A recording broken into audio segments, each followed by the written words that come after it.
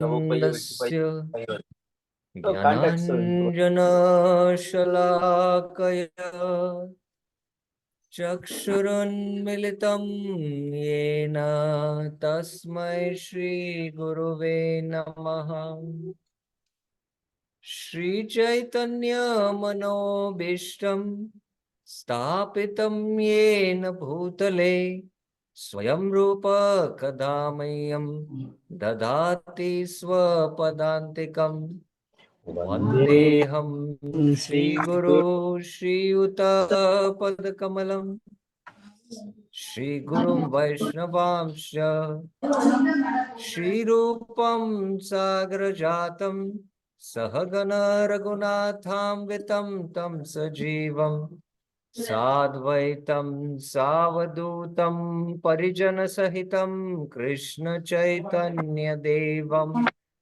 Shri Radha Krishna Padan Sahagana Lalita Shri Vishakamitamsha Nama Om Vishnu Padaya Krishna Prishtaya Bhutale Srimate Bhaktivedanta Swamin Niti Namine Namaste Saraswate Deve Gauravani Pracharine Nirvishesha Shunyavadi Paschatya Deshatarine He Krishna Karuna Sindhu Deenabandhu Jagatpate Gopesha Gopika Kanta Radha Kanta Namastute तप्त कांचन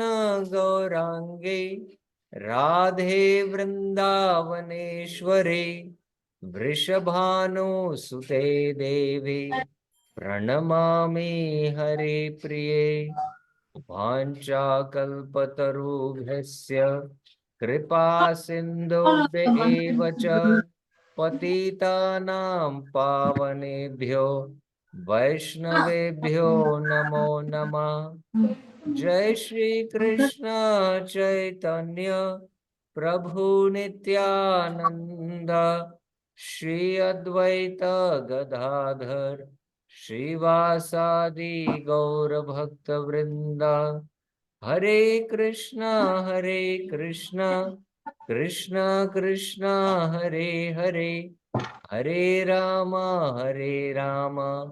Ram Ram Hare Hare Hare Krishna. So welcome to the Srimad Bhagavatam thematic course. Up till now we have discussed the 22 verses of the second chapter, and we saw how Sut Goswami begins to reply to the 6 questions of the sages of Naimisharanya. First of all, Vyasa describes that Samprashno, Samvrishto, perfect inquiries, he was perfectly satisfied. And then Sut Goswami offers his prayers to his spiritual master Sukadeva Goswami, Yam Pravarjantam Anupaitapaita Krityam, and then Yaswanubhavam Akila Shruti Saramekam. Then he offers prayers to the scripture Narayanam Namaskritya Naranchaiva Narottamam, and then he thanks the sages Munayo Sadhu Prashtoham Bhavadbir Lokamangalam Yat Krishna Samprashno Yenatma Suprasidati. And after that, Sut Goswami began to answer the 6 questions of sages of Naimisharanya, especially the first question. What is the highest benefit for all humanity? Ekanta Shraya. The highest benefit is one should practice Parodharma, that is Shuddha Bhakti, beginning with Sadhana Bhakti. And this he goes on to prove till 1 to 22. And the second question, Yenatma Suprasidati, that the Atma can be only fully satisfied by practicing Bhakti. Bhakti Paramaya Muda. 1 to 22 it came in that verse. So in one sense, verses 1 to 6 to 1 to 22 answer the first two questions of the sages of Naimisharanya. And in this context, because this is a very important series, the Bhagavad Dharma series, we saw Prabhupada's commentary on it, Srila Vishwanath Chakravarti Thakur's commentary on it, and then we saw Jiva Goswami's commentary on it, especially from the Sandarbhas. So today, after this discussion is over, the subject matter changes. The subject matter changes to this very important topic which Vishwanath Chakravarti Thakur mentions. The process Abhidheya is bhakti, which has been established. Now, the goal is prayojan, is also established. Save pumsan paro dharma, sadhana bhakti, yato bhaktir adokshaje, by which one attains prema bhakti. And then the bhakti stages are delineated. Evam prasanna manaso bhagavat bhakti yogata. That is prema bhakti. Now, a very important subtopic, which is not part of the question, but it is relevant here, that bhakti has to be performed only for Krishna. The only object of worship is the Supreme Lord Bhagavan Krishna. This is what Srila Suta Goswami is going to prove from verses 23 to 29. Verses 23 to 29. So that is the discussion which we are going to begin from today onwards. So verses 23 to 29, how that the object of worship is only Bhagavan and not the Devatas, and not the Devatas. It's only Bhagavan. So let us go to verse 120, 1 to 23. I hope the brief background is very clear.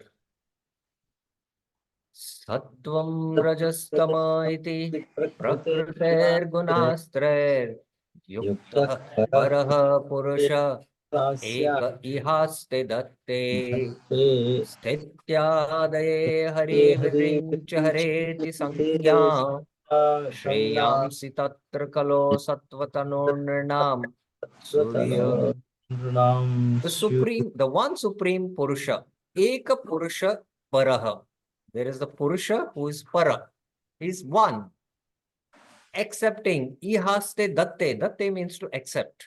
He accepts. What does he accept? The gunas of Prakriti. Gunaha Prakritis Gunastre. And which are they? Known as Sattva, Rajas and Tamas. Sattva, Rajas, Tama iti. For what? For creation, maintenance, and destruction. Stityadaya. Stityadaya. Stiti adaya. Stiti refers to, creation. And sthanam is maintenance, and pralaya is destruction. So he accepts Sattva, Rajas, Tama, the gunas of Prakriti, and they are called as what? Is called as Vishnu, Brahma, and Shiva. Hari, Virinchi. Brahma is called as Virinchi, and Hareti. Hara. Hara and Iti becomes Hareti. So Hari is Vishnu and Hara is Shiva. So among the Guna avatars, only Vishnu is to be worshipped. So that is the point being established here. Only Vishnu is to be worshipped. The best result, Shreyamsi, for the devotees, Nirnam Suya, will come from Vishnu with Shuddha Sattva body. Tatra Khalo Sattvatanu. Now it is very interesting. Tatra means among the three, the Sattvatanu, the one who maintains the creation, accepts the mode of goodness, that is Vishnu. Although he accepts the mode of goodness for maintenance, he is not in goodness. He is in pure goodness. Shuddha Sattva. Sattva Tanum does not just refer to Sattva Guna, but pure goodness. He is in pure goodness, but he accepts goodness, for maintenance. And although he accepts goodness, he doesn't come under the control of goodness. Whereas Shiva, uh, although transcendental, but he gets covered by the gunas. And Brahma also gets covered by the gunas and he gets affected by the gunas. And Brahma is the Jiva Tattva, we should remember that. And Shiva is a special Tattva. He's neither a Jiva Tattva nor a Vishnu Tattva. He's in between. So among the three guna avatars, it is Vishnu, which is to be Vashniv, and not anyone else. So that's the point this verse is stating. Now, in the Lagu Bhagavatamrit, uh, Srila Rupa Goswami takes some principal verses of the Bhagavatam, and those principal verses he analyzes them. He analyzes them, and there are the various avatars of the Lord. There are the guna avatars. So these are the guna avatars: Brahma, Vishnu, Shiva, and he analyzes how it's only Vishnu to be worshipped.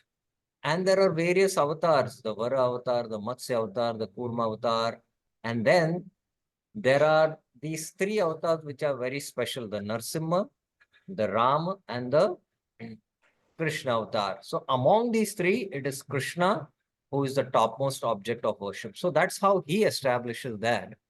And he uses this principal verse when he discusses about the guna avatars. So we'll not go into Srila Rupa Goswami's analysis from the Lagu Bhagavatamrit, but just I wanted to briefly mention what is discussed there. So let's go to Prabhupada's commentary. That Lord Shri Krishna, by his plenary parts, should be rendered devotional service, as explained above, is confirmed by this statement. Now, see the expertise of Prabhupada, although it is Vishnu, Shreyamsi, Tatra Khalo, Satvatano, it is Vishnu, but Prabhupada is very clear, it is Lord Shri Krishna, he says. And Prabhupada says, Lord Shri Krishna by his plenary parts. The plenary parts are the Swamshas. That is, the Vishnu is also a Swamsha, should be rendered. So Prabhupada puts his full focus on worshipping Krishna only. And that is being confirmed by this statement. Lord Shri Krishna and all his plenary parts are Vishnu Tattva, or the lordships of Godhead. So Prabhupada distinguishes between the Supreme Personality of Godhead and the personality of Godhead.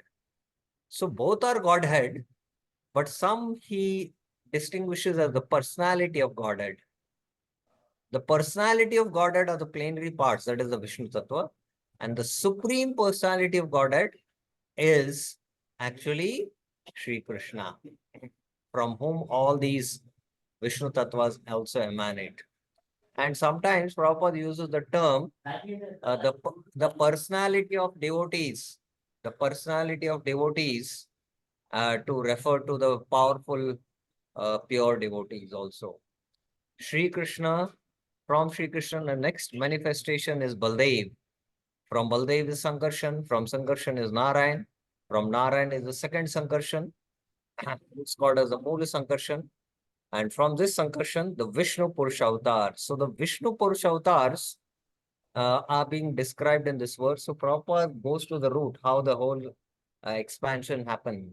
So from Krishna, first is Baldev, and from Baldev is Sankarshan, and from Sankarshan is Narayan, from Narayan is the second Sankarshan, and from the second Sankarshan are the Vishnu Purusha avatars, the Karanodakshai Vishnu, the Garbhodakshai Vishnu, and the Kshirodakshai Vishnu. The Vishnu, or the deity of the quality of goodness in the material world, is the Purusha avatar known as Kshirodakshai Vishnu or Paramatma. He's Kshirodakshai Vishnu or the Paramatma. Brahma is the deity of Rajas, passion, and Shiva of ignorance. These are the three departmental heads of the three qualities of this material world. Creation is made possible by the goodness of Vishnu. And when it requires to be destroyed, Lord Shiva does it by his Tandava Nritya, by the Tandava Nritya. The materialist and the foolish human beings worship Brahma and Shiva respectively, but the pure transcendentalist worship the form of goodness, Sattvatanu, Vishnu in his various forms. So Vishnu in his various forms refer to the various avatars like the Vara, Matsya, Kurma and all. Vishnu is manifested by his millions and billions of integrated forms and separated forms. So Vishnu is manifested by his millions and billions. So what is this integrated forms and separated forms? What is the term? Prabhupada is using the English term, but what is the Sanskrit term for this? Integrated forms and separated forms. What is the term? Anyone knows? Raise your hands. Anyone knows? Raise your hands. Anyone else? Also raise their hands. Who knows what is this integrated forms and separated forms? Avay Inge Prabhuji.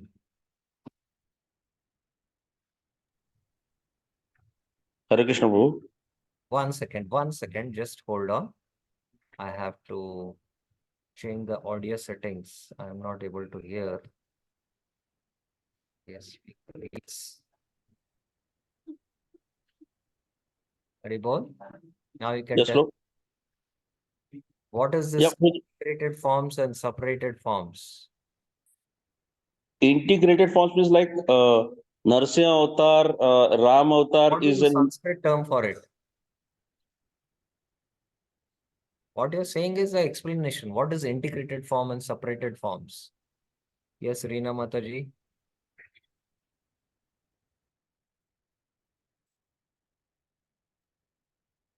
Yes. Krishna. Is it Prabhuji Swanch integrated parts?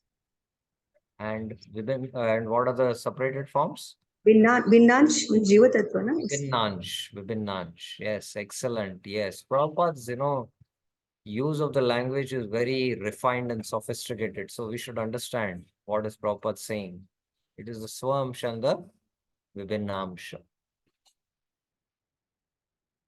The integrated forms are guarded,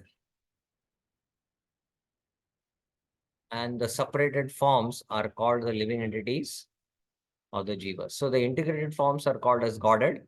Prabhupada is not using the word Supreme Personality of Godhead. He is just using guarded. And the separated forms of the Jivas. Both the Jivas and God have their original spiritual forms. They have their original spiritual forms. Jivas are sometimes subjected to the control of material energy, but the Vishnu forms are always controller of this energy. The Jivas are Maya Vash sometimes, but the Vishnu forms are Mayadish. They are always the controllers of Maya. When Vishnu, when Vishnu, when Vishnu, the personality of Godhead, appears in the material world, he comes to deliver the conditioned living beings who are under the control of material energy. So we are Maya Vash and Vishnu is Mayadish. So only the Mayadish can take us out of us who are in Maya Vash. Since living beings appear in the material world with intentions of being lords, and thus they become entrapped by the three modes of nature. As such, living beings have to change their material coverings for undergoing different terms of imprisonment. Just like when you go into the prison, you're given a different dress. So this material world is a prison, and you've been given dress in the form of the gross and the subtle bodies, and the subtle body intentions and the desires based on that different types of gross bodies are given for different terms of imprisonment in various bodies. The prison house of the material world is created by Brahma under the instruction of the personality of Godhead. Prabhupada is very clear, it's under the personality of Godhead. not the Supreme Personality of Godhead, because Vishnu takes care. The Purusha avatars take part in the creation. Krishna doesn't take part in creation. Krishna is busy doing his wonderful pastimes with his devotees. And at the conclusion of the Kalpa, the whole thing is destroyed by Shiva. But as far as maintenance of the prison house is concerned, it is done by Vishnu, as much as the state prison is maintained by the state. Anyone, therefore, who wishes to get out of this prison house of material existence, which is full of miseries like repetition of birth, death, disease, and old age, must please Lord Vishnu for such liberation. Because this prison house is maintained by Vishnu, and Vishnu is Gunatita, transcendental, and he's Sattvatano, his body is made of Vishuddha Sattva. Only by pleasing Vishnu, one can get out of the material world. Just like the president, uh, when he visits the jail, he can release the prisoners.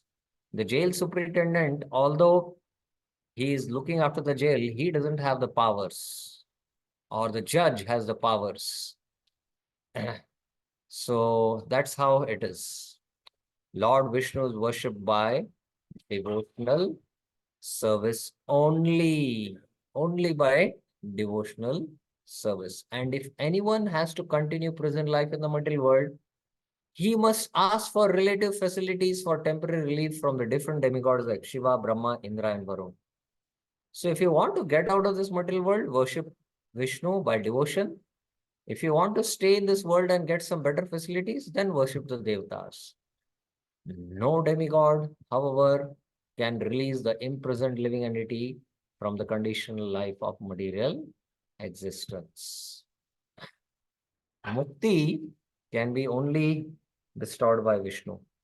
This can be done only by Vishnu. Therefore, the ultimate benefit may be derived from Vishnu, the personality of Godhead. Shreyamsi. So the highest Shreya is to worship Vishnu. Okay. Before I go to Vishwanath Chakra Thakur's commentary, any questions you have? Any clarifications? Any questions or any clarifications? Yes, two questions. I will just take these two questions and then go to Prabhupada's commentary, which is, sorry, Vishwanath Chakra Thakur's, which is highly philosophical. Yes, Priya Mataji.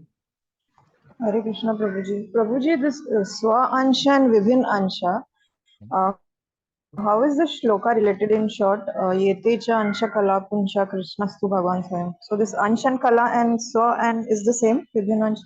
No. See, the Swamshas are being described there. Ete Chamsa Kala Pumsa Krishnastu Bhagavan Swayam. So Krishna has various levels of manifestation or expansions.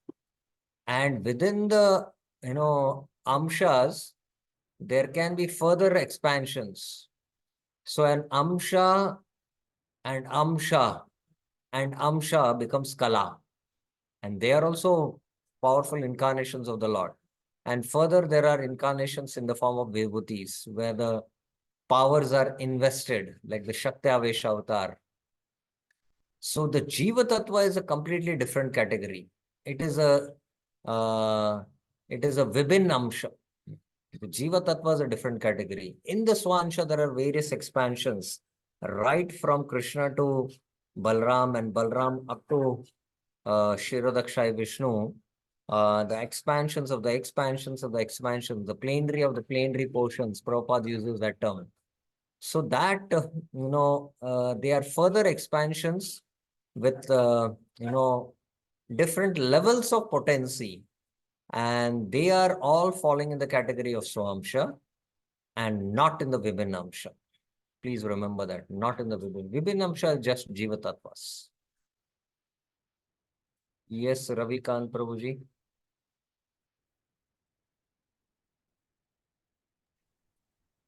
Hare Krishna Prabhuji. Prabhuji, my question is, like Shiva and Brahma, they are also transcendental. They are So not if they transcendental. are transcendental, They are not transcendental. That understanding itself is wrong. They are not transcendental.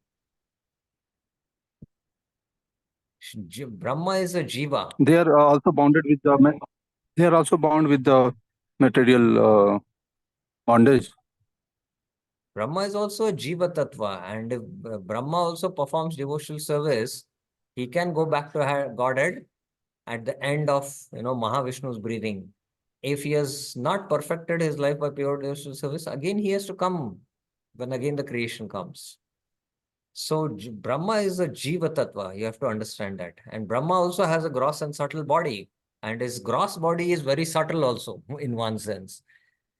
So we have to have a clear understanding. Shiva is into a different category. You have to remember that. Shiva is into completely a different category. He is neither a jiva tattva nor a Vishnu tattva. In fact, Vishnu himself expands and comes in touch with the creation, and that expansion is Shiva. So he is neither a Jiva Tattva nor a Vishnu Tattva, but he is in between. And that's why Shiva Tattva is very difficult to understand. But one thing we have to understand, Shiva is also Ishwar, but he is covered by the modes. He envelops himself with the modes, that is the mode of ignorance. So that's how Shiva is. And the example is given of a lamp. Traditionally in the olden times, they used to light lamps in the night. And this lamp is like Vishnu. And when that lamp, you cover a glass, and now the lamp is covered with the glass, but on the glass, there is a black smoke which sits. It's called as the soot. So Shiva is like that. Shiva comes in touch with the creation. He's Ishvara, but he's different from the Lord. He is in contact with the modes. He's contact with the modes. But Vishnu doesn't come in contact with the modes at all. He always remains transcendental. He always remains transcendental. So this subject matter is a very important subject, and devotees should study the Brahma Samhita and other works to understand this. Shiva Tattva in one sense is the most difficult to understand. Brahma is, Jiva Tattva, at least it becomes easy, but Shiva Tattva becomes not so easy to understand. So that's it for now, but we have to very clearly understand that they are not transcendental. Shiva is also sometimes covered by the modes. And, although Shiva is the topmost of the devotee, Vaishnava, Meta, Shambhu, but, he himself had a desire to establish the glory of Vishnu, and that's why he went and asked, I want to see your Mohini Murti. And he got attracted to it, and he was running after it. So just to establish that, that he is my Lord and he is the Ishvara. So this pastime happened, and it comes in the 8th canto of the Srimad Bhagavatam. So we have to have this clear understanding. I hope it is clear. Okay, one more question. Yes, Abhay Prabhuji. Prabhuji, then the Dattatreya should be considered as Swansh, or how it will be? Dattatreya is an incarnation of all the amshas of Brahma, Shiva, and Vishnu. Because Atri and Anusuya, I think it is Atri and Anusuya, as far as I remember, who prayed, and they were not so clear, and all the three appeared. So all the three amshas entered, and the incarnation which appeared was Dattatreya. And again, I'm not so clear in what category Dattatreya falls in. We'll have to refer to Laghu Bhagavatamrit for that, which gives a very, very clear indication. So I cannot comment right now at this point about Dattatreya. whether he's in a Jiva category or a Vishnu category. But the amshas of both Brahma, Shiva, and Vishnu had entered, and all three together. That's why he has three heads, Dattatreya. Yes, Priya Mataji. So, Brahmaji has out of 64 qualities, 50 qualities, which is 78%, and Shiva 55 qualities, which is 83%, and Vishnu 60 qualities with 96%. So, Krishna has four more, that is Gun, Roop, Leela, and Yes. So what's the one more, question? Venu. So, can we understand like that? No, can we understand the tattvas like that? Yes. Now, Rupa Goswami in the Bhakti Rasamrita Sindhu analyzes it like this, just to give the gradations.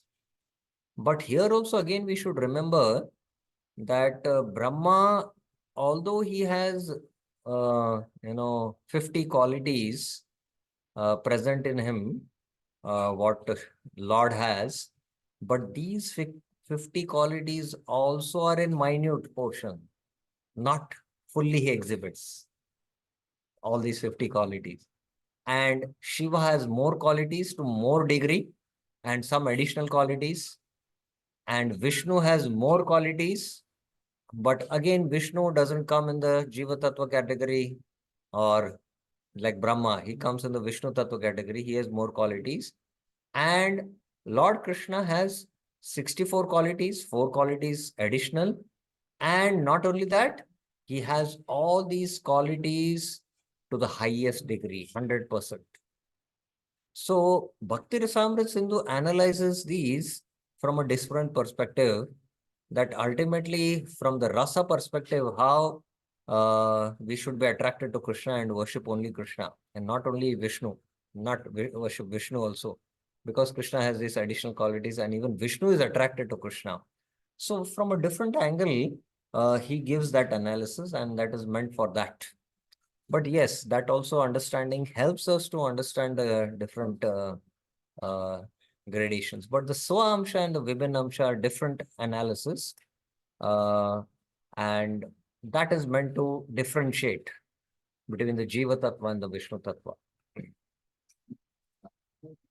Okay, last question. I know this subject is a vast subject and many will have questions about it. Hare Krishna, Prabhu, when we say Shiva comes in contact with modes, so does he controlled by modes or how it is? Well, he is Ishwar, and he can come in the control of the modes by the will of the Lord, but he himself is, very powerful living being. He is actually is called as the Parameshwar, He's the topmost Ishwar in this world. But the Parama Ishwara, Ishwara Parama Krishna, he is Krishna. So in one sense, he is the control of the entire material energy and his consort Durga.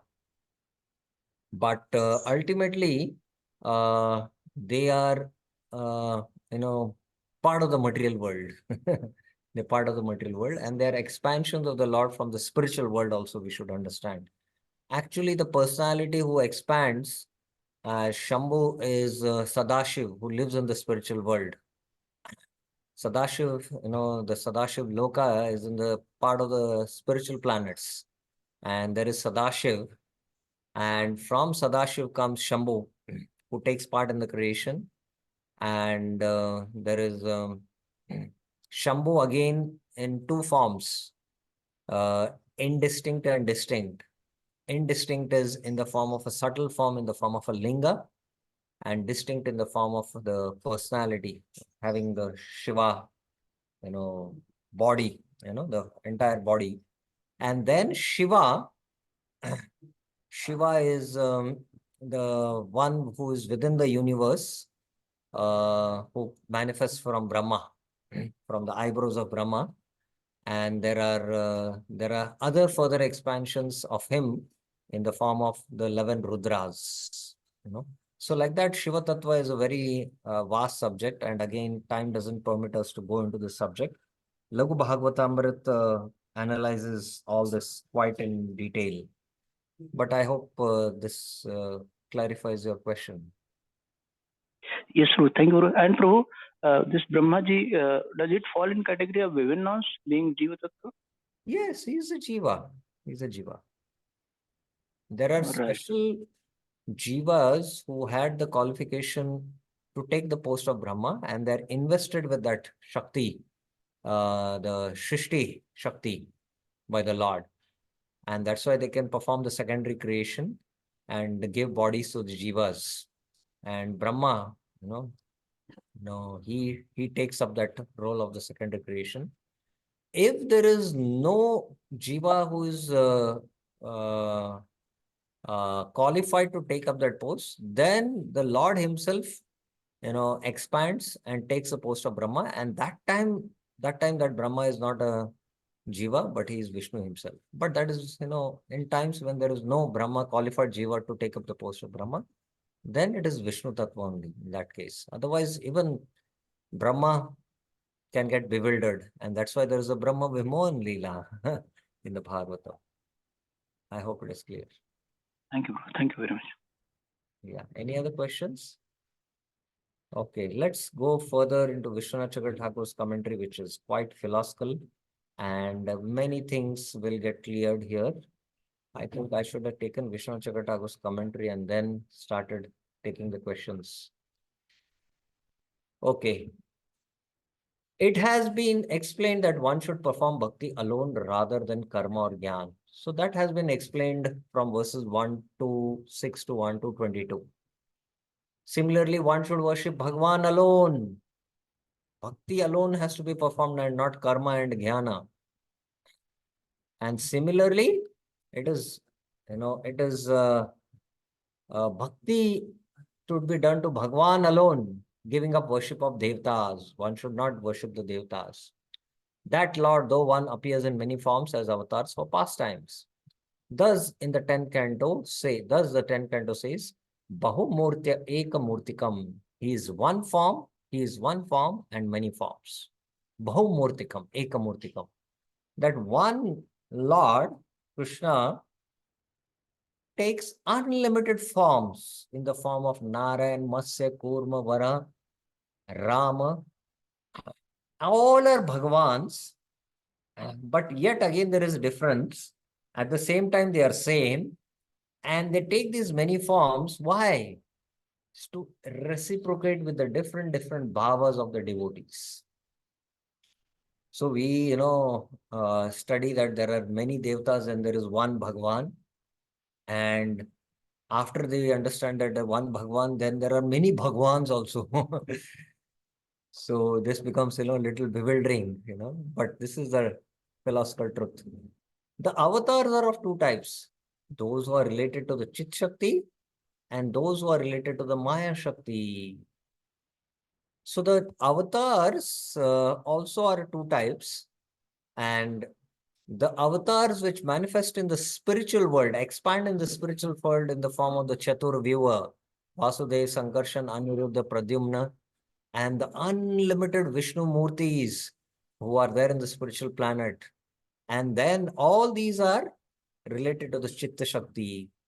And those which are related to the Maya Shakti. Now, which are the avatars which are related to Maya Shakti? Who will answer this? Raise your hands. Which are the avatars which are related to Maya Shakti? Raise your hands. Which are the avatars related to Maya Shakti?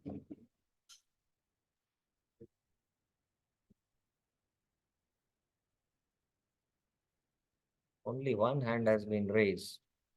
Yes, Priya Mataji. 1 second.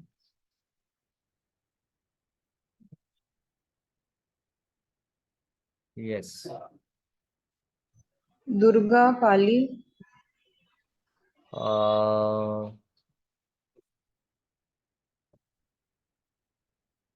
Kali. Anyone else? Anyone else? Sunita Mataji, yes.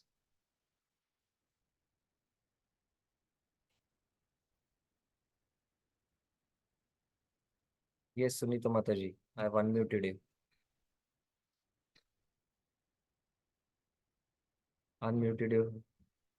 You can unmute yourself from your side.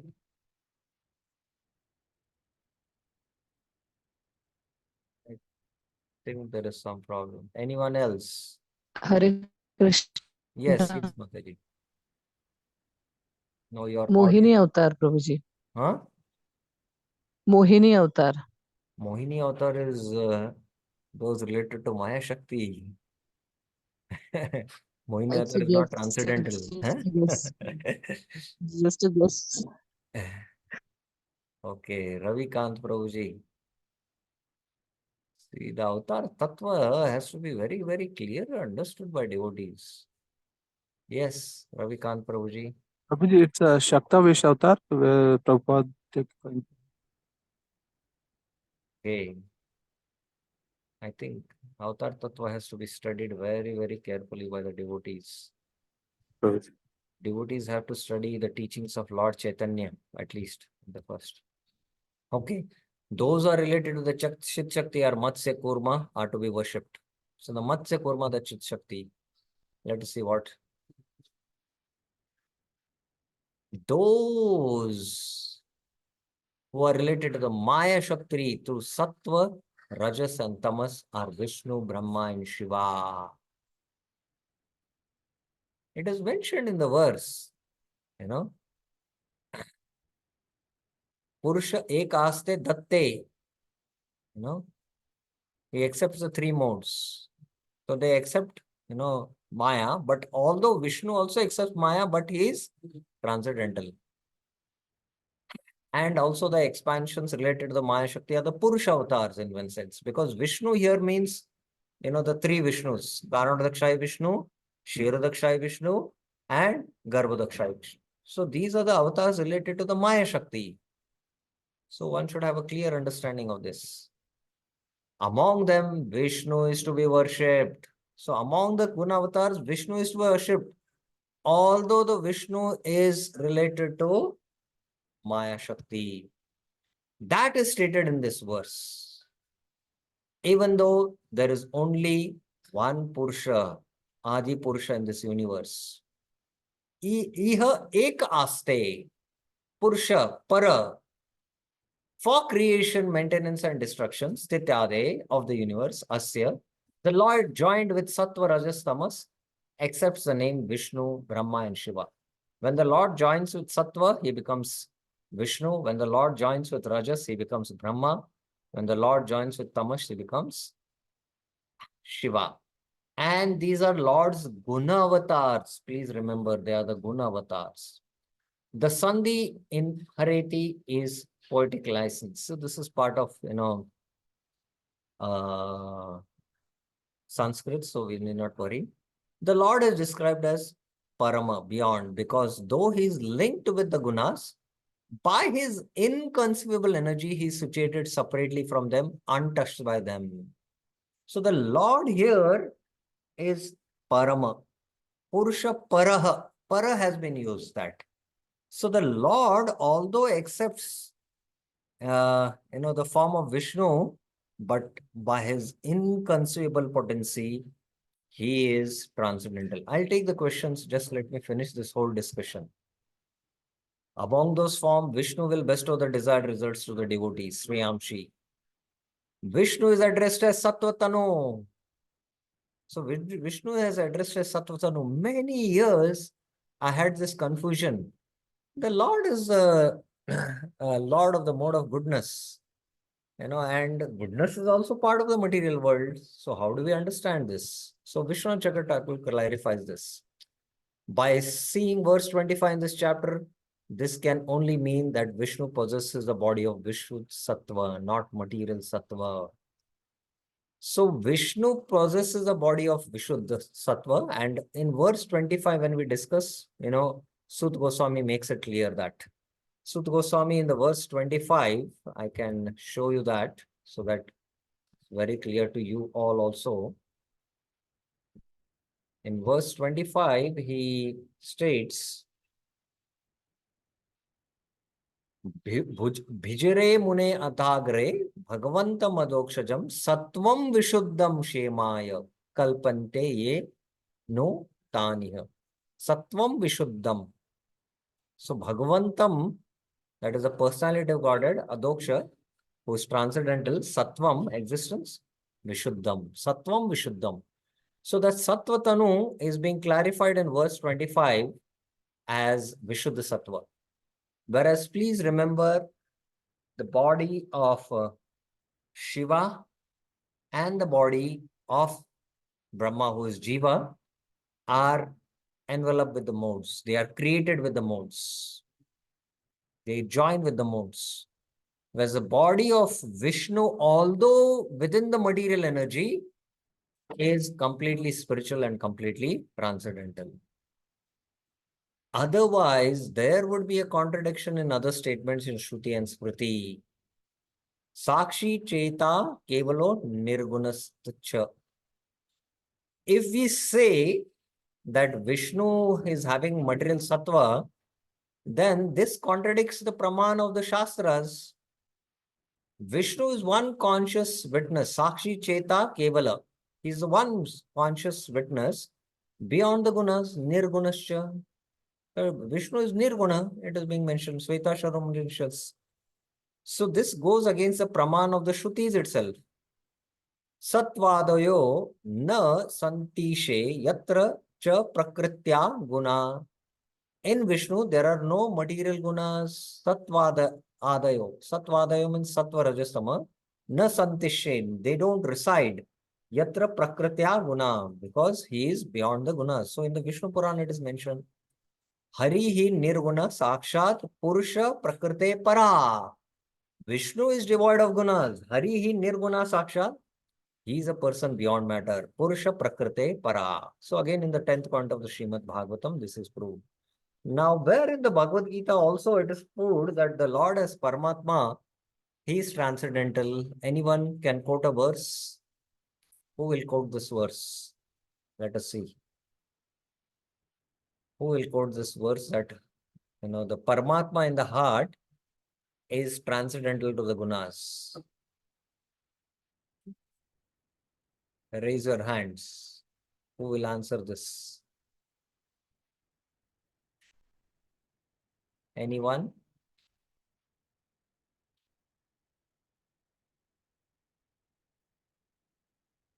No hands raised.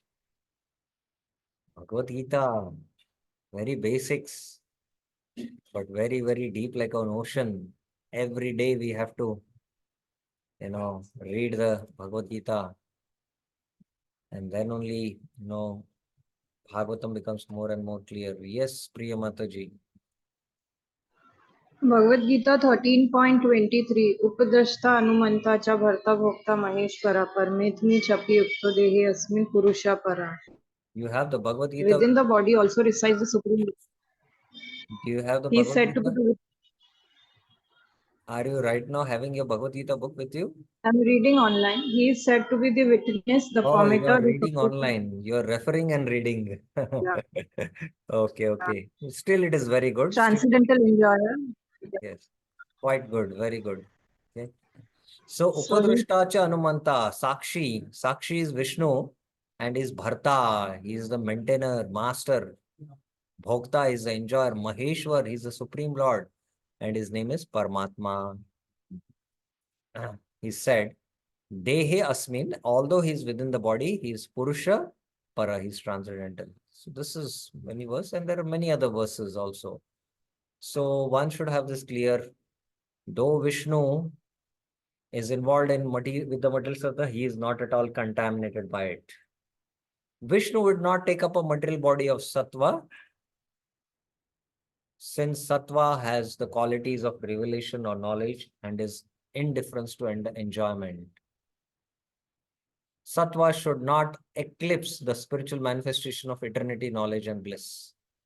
Rajas is agitating and causes addition, creation, and tamas is obscuring and causes subtraction, destruction. Thus, rajas and tajas will disturb and cover bliss. Thus, Brahma and Shiva accept bodies of Rajas and Tamas because those gunas eclipse bliss. So, Brahma and Shiva also accept bodies of Rajas and Tamas. Please remember that. They have bodies composed of gunas, whereas Vishnu does not have bodies composed of gunas. This is the logical explanation. Vishnu is without gunas, since by being the manifest form of sattva, he accepts proximity to sattva. He accepts only proximity to sattva. Thus, he carries the function of protecting the universe, but does this with no contamination of the qualities of material sattva. Just like, there is a flower and the flower is very near to us and we can smell the flower. We don't touch the flower. We don't come in contact with the flower. So similarly, Vishnu, he's just having a proximity with sattva and he doesn't come in touch. He doesn't come in touch with sattva. He doesn't contact sattva. That is the explanation. One cannot say that his existence beyond the gunas is negated by his participation in the world because he does not possess material sattva by relationship of contact or inherence. Oh, he's participating in this creation pastime of maintenance. So he must be having material sattva. You cannot say like that, no? Because he doesn't possess a sattva, material sattva body. He is situated in sattva only by being next to it. It should be understood, however, that his protection of the devotees does not arise from sattva, but from Shuddha sattva of his Swarupa. Brahma is a jiva. He is Hiranyagarbha. He is Hiranyagarbha with a material body made of Mahatattva. So his body is quite fine. Please remember that the Mahatattva and all are created outside the creation, and the universe is also manifest. And these ingredients are taken inside the creation to further process it. And then the planetary systems are created. And then the bodies are created by Brahma for the jivas, which are, more grosser. Just to give an example, grains are in the form of seeds. So the seeds of creation are, done at the level of Mahavishnu or Karanadakshay Vishnu. And you can see the seed has to be powdered. The seed has to be powdered. The atta, you can say, the wheat grain. When you powder it, it is still fine. It's like these ingredients are taken within the creation. And now the bodies, the atta has to be mixed with all these elements, particular composition of water, air, everything has to, when the atta dough is made. And then the chapati has forms. So these are gross forms. So the gross forms are the bodies, in the creation, what we get from the higher realms of Satyaloka to grosser below. So the fresh chapati is soft, and as it dries, it becomes harder, it becomes more hard. So based on the level of the consciousness, the degradation, the bodies are harder in the creation. So the powder form is like the Mahat Tattva, and that is the kind of a body is Hiranyagarbha. Brahma is called as Hiranyagarbha. The distinction between the Supreme Brahman and Brahma is based on the context of descriptions of Brahma, just as the identity of Brahman is confirmed the context.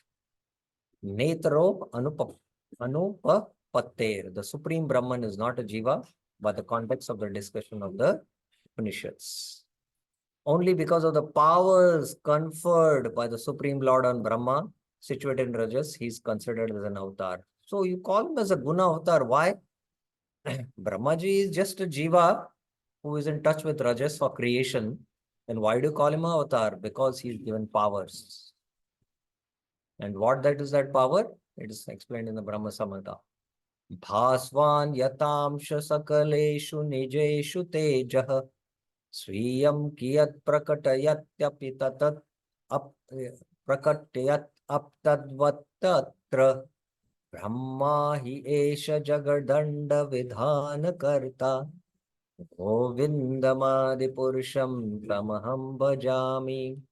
I worship the Supreme Lord Govinda, who becomes Brahma, the creator of the universe. Brahma hi esha jagadanda vidhana karta, by bestowing his powers to that jiva. See in the bracket. He bestows his powers. It's not that Lord only becomes Brahma. He bestows the power, just as the sun displays a small portion of its powers of heat and light. Bhaswan yatamsha sakaleshu nijeshu teja. In all the sunstones which represent air. Swiyam kiyat prakatayat ap tadvat atra Brahma Samhita. Because Shiva is not a jiva, he is to be considered, he is considered to be the Supreme Lord associated with gunas. Thus it is said, Shiram yada dadi vikara vishesha yogat sanjayate nahi tatah pratak asti hetoho yah sambhutamapi sata samupaitya karyat govindamadi purusham tamaham bhajami. I worship the Supreme Lord Govinda, who becomes the form of Shiva. Yaha Shambhutam api. So here it is, the term is Shambhu. I mentioned Sadashiv first expands as Shambhu, who is said to be non-different from Govinda, Tata Samupayita Karya, but who is also different because of his contact with the transformations of Prakriti. He is non-different and yet different. Sanjayate nahi tata pratak asti hetu. Just as milk becomes yogurt, Shiram yada dadi. So the milk comes in contact with the sour substance and transforms into yogurt. So that is a transformation. That transformation is curd, which is Shiva. But it has come in contact with sour substance. So similarly, Vishnu coming in contact with the modes transforms into Shiva, and that transformation is because of the coming in contact. So that is a guna avatar, which is said to be non-different from its cause, but acts in a different manner. Vikara Vishesha Yoga. This Vikara is a Vishesh Yoga. Some say that Brahma and Shiva, Shiva is Ishvara or the Supreme Lord. I mentioned Shiva is also Ishvara. Others say that he is connected with the gunas.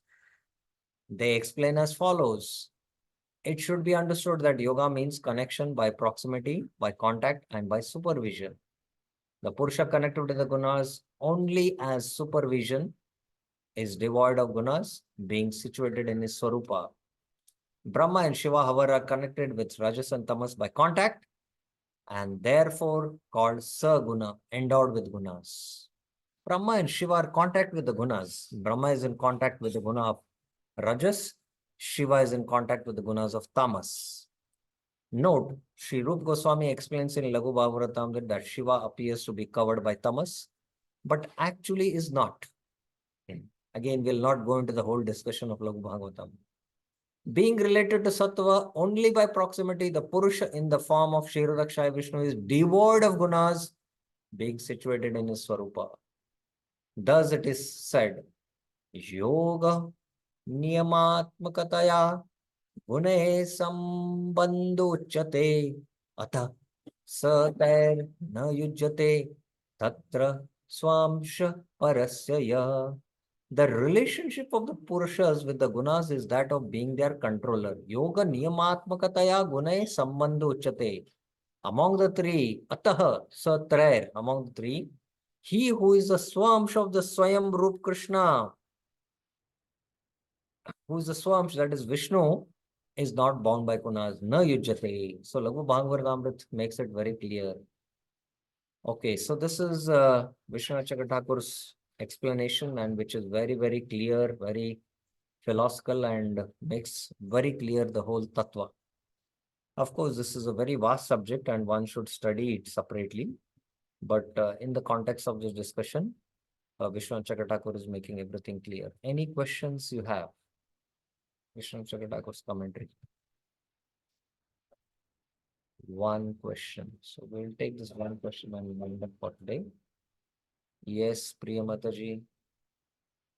Prabhuji, in short, these avatars, where do they line up? Purusha Avatara, Guna Avatara, Leela Avatara, Yuga Avatara, Manvantar Avatara, and Shaktavesh Avatara. Where do they line up in these, what I've been discussing so far? Like, at Where do what you line up level? means what do you mean by where do you line As up?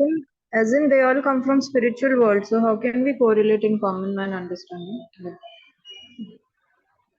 No, again, your question is Uh, not clear. You're putting all like, these Gurna avatars, Purusha avatars. Let's only focus on Guna avatars. Let us first focus on the Guna avatars. okay. Now, the expansions in the spiritual world are unlimited, and Prabhupada spoke, and all are belonging to Chit Shakti.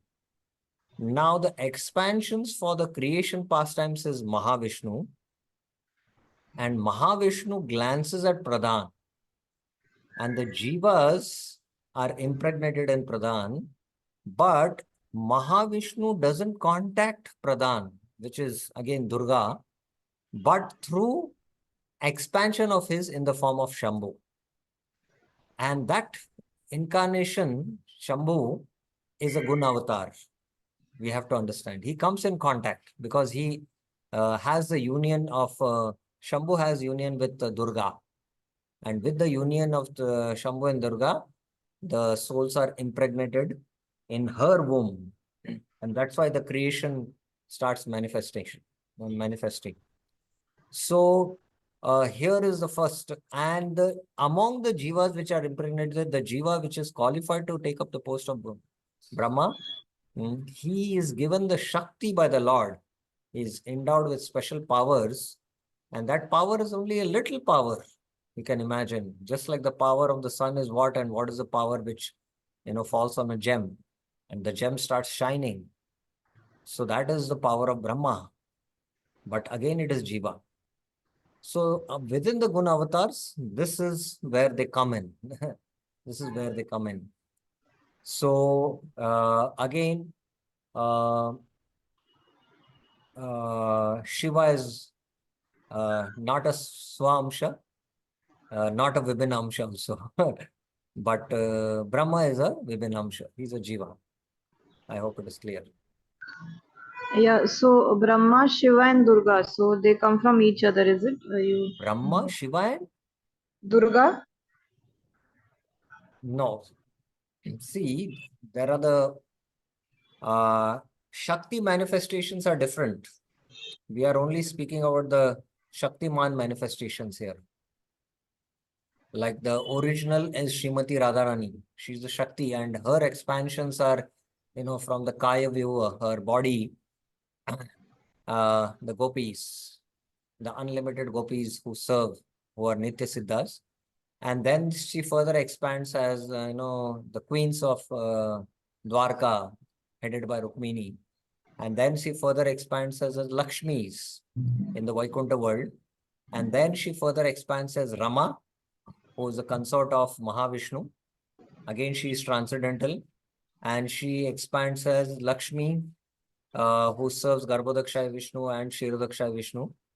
And the Rama manifests as, in fact, Mahavishnu doesn't contact Rama, but just glances, and it is Shambhu who carries, and Rama's counterpart who comes in contact with the material, with the contact with Shambhu is Durga. So like that, these are different manifestations of Shakti. So that is a different category. You have to understand that. Okay. Yes. Okay. Now, you have any further questions or clarifications?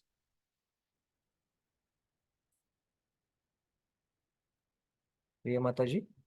Sorry, you just got muted. I'm unmuting you. Let's first, so many questions. After I answer, again, further questions come up. Okay, fine.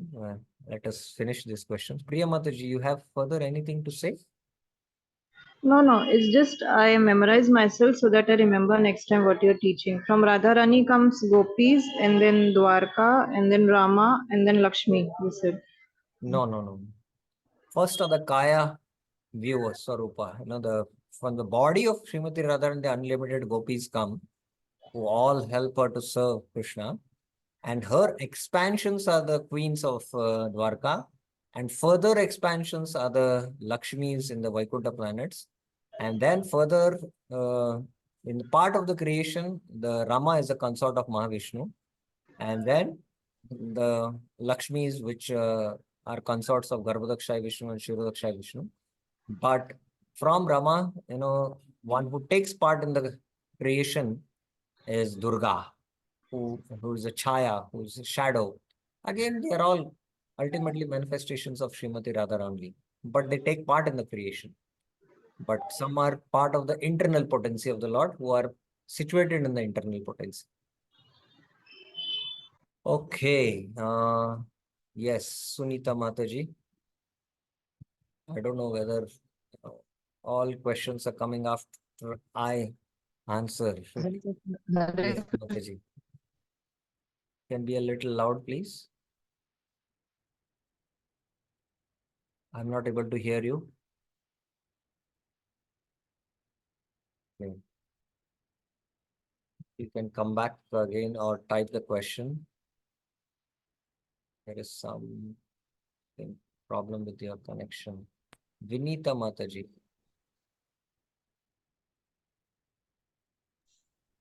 Hare Krishna Prabhuji. From today's class, what I have understood. I just want you to confirm that we have three forms of Shiva. One is Sadashiv, one is Shambhu, and one is Shiva. I told Shiva Tattva is not an easy subject to understand. Shiva has many forms, many other forms, and I will not go into that now. Yes, but the original uh, uh, is Sadashiv, who resides in the spiritual world. And from him comes Shambhu. Shambhu again has distinct and indistinct forms. Distinct means you can see the form as a personality, but indistinct is a very subtle form in the form of a linga, Shiva linga. The linga is, you know what is a linga, and yoni is Durga, and the combination is what we see the Shiva linga. And many places, this indistinct form is worshipped because of the contamination of modes. Many are attracted to this. But Shiva has the linga form as well as the distinct form in the form of Lord Shiva with his Batai, with his, with his Dumuru and with his Trishul and all. That is, with his Farafenil, that the distinct and the indistinct form. And further within the creation is Shiva. And again, there are Rudras, there are 11 Rudras, and again, there are different forms. So it's a very vast subject, and one has to study other works to understand. Is it okay? Yes, Prabhuji. Okay. Reena Mataji. Hare Krishna, Prabhuji.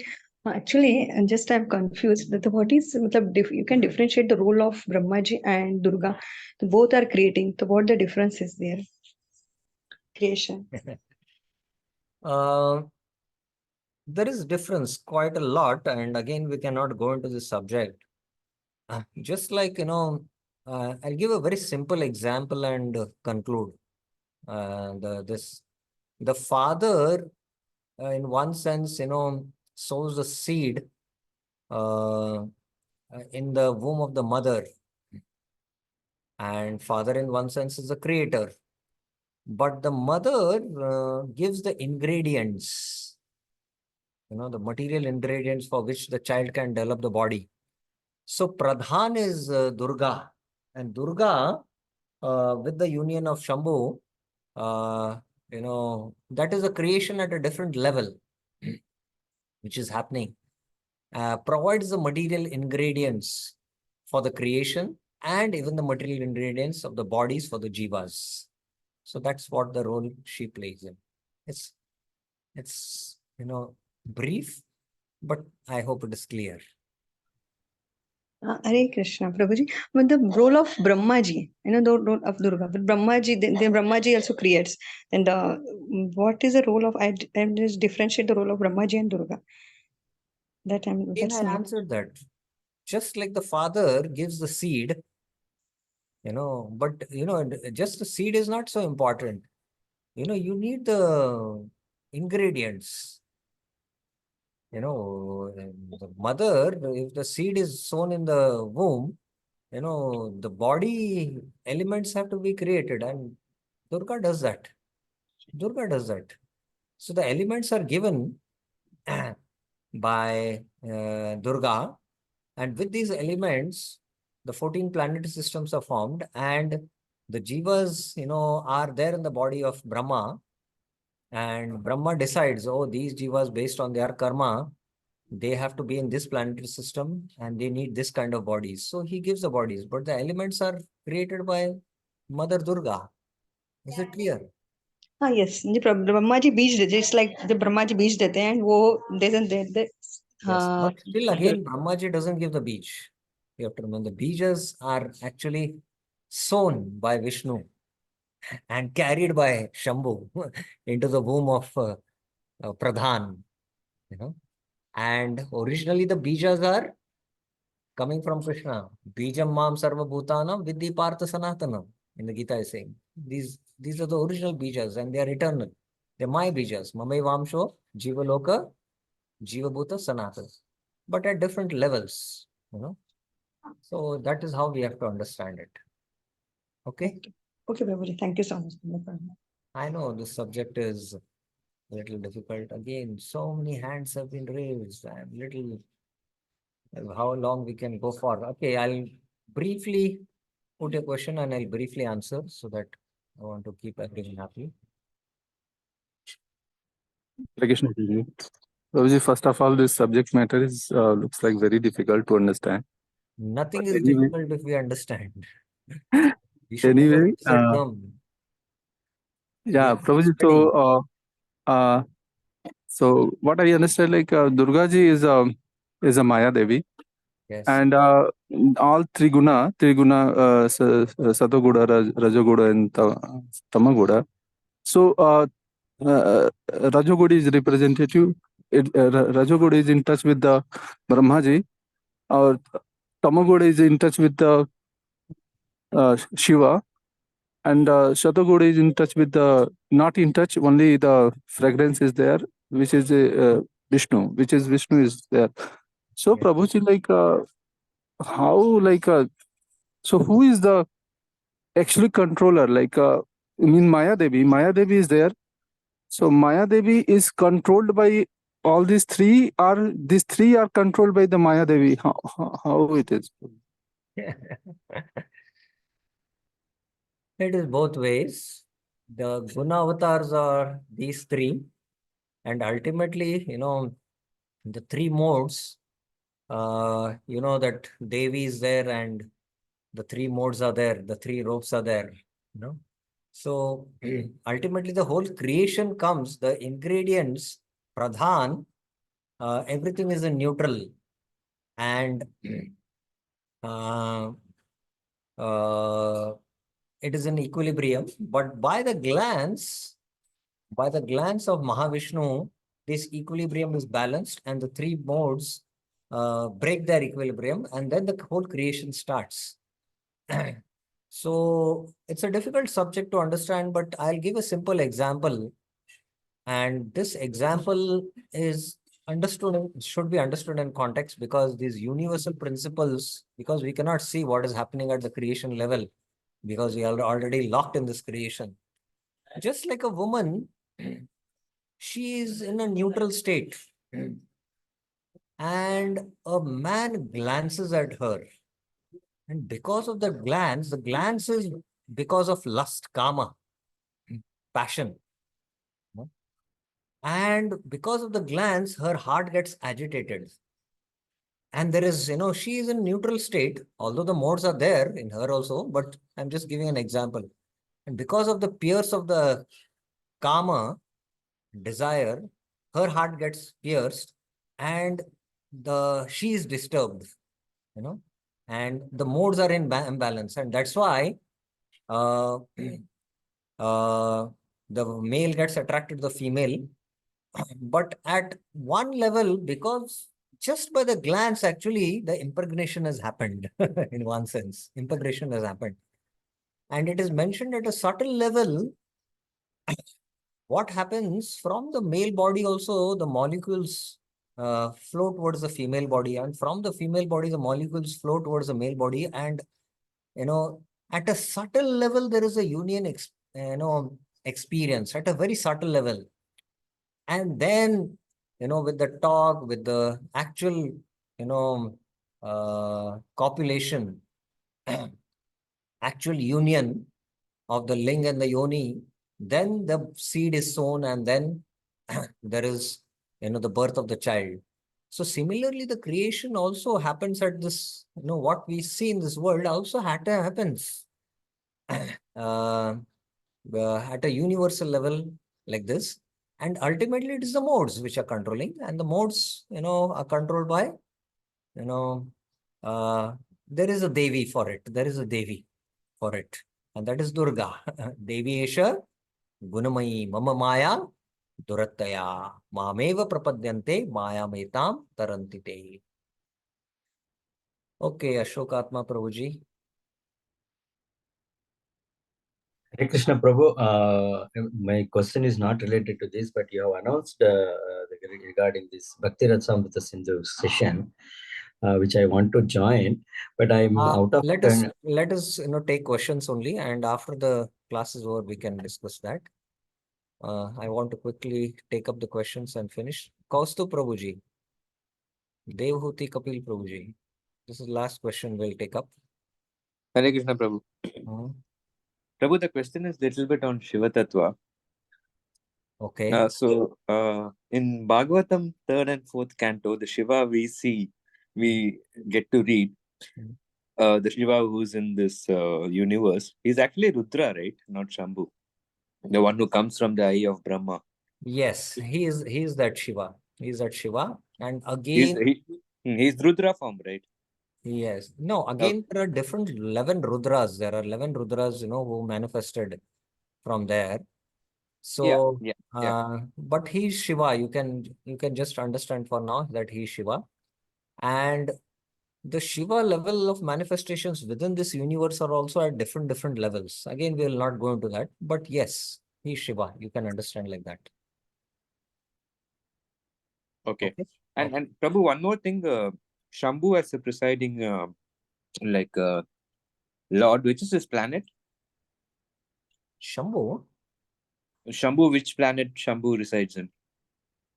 I told, it's not Shambhu, it's Sadashiv. Sadashiv who No, resides Sadashiv lives in Sadashiv Loka. Sadashiv Leka. Yeah, Shambhu in is a Brihad manifestation within the Karan Sagar. Okay. Karan Sagar. And again, Shambhu is, I told you, he is an indistinct feature and distinct feature. Indistinct is the Shiva Linga, which is the subtle manifestation. And the distinct feature is the form of Shambhu. And he is there along with the Adi Devas, with Mahavishnu there. And Shiva is there within the universe, within the 14 planet systems, within the planet system. And right. Within, on the earth realm, there is the Himalaya where Lord Shiva resides, but there are higher levels of Himalayas where there are higher levels of manifestations of Shiva. That's the point. Oh, okay. Yes. Okay, that what is the reference for that one? Like, higher levels of there are higher levels of Himalayas and higher realms, within this universe also. Okay, got it. And there are different manifestations of Shiva there. Okay, yeah, okay. And also in Brihad Bhagavatamrita, we'll hear about when Gopakumar is traversing Brahmacharya. There we'll hear about Shambhu and Mahakal, right? Yes, he's Mahakal there. Yes, that he has his darshan there. He's there in the Brahman effulgence there. So that is where as a Mahakal. Yes, correct. That is also expansion of Shiva Shambhu, right? Yes, it is an expansion of Shiva. Right. Okay, okay. But Exactly some what is an expansion, I don't know, but because that I is thought where, that place when Gopakumar traverses Brahmajyoti, in that place, my understanding was Mahakal is the planet and Shambhu resides in Mahakal. yes, yes. See, there is that planet which is part of the Brahma Jyoti, Yeah. and part is there in the spiritual world. So that part is where he resides, and that area, that is his Okay. Okay. area, Okay. that entire Brahma Jyoti, but his planet is there. It's Okay. Yes. you can Yes. see Yes. in Yes. the Yes. Golok Oh, chart. that is Sadashiv Loka. Mm. Yes. Is it clear? Okay. Okay. Yeah. Yeah. Okay. Okay. Thank you, Prabhuji. It's clear. It's clear. Okay. Thanks. Okay. Fine. So I will stop here. Anyone else has to say anything? I'll just stop here first, and then any other clarifications I'll take up later on. So we'll stop here. Granthra Srimad Bhagavatam ki jai, Srila Prabhupada ki jai. So, 1 second.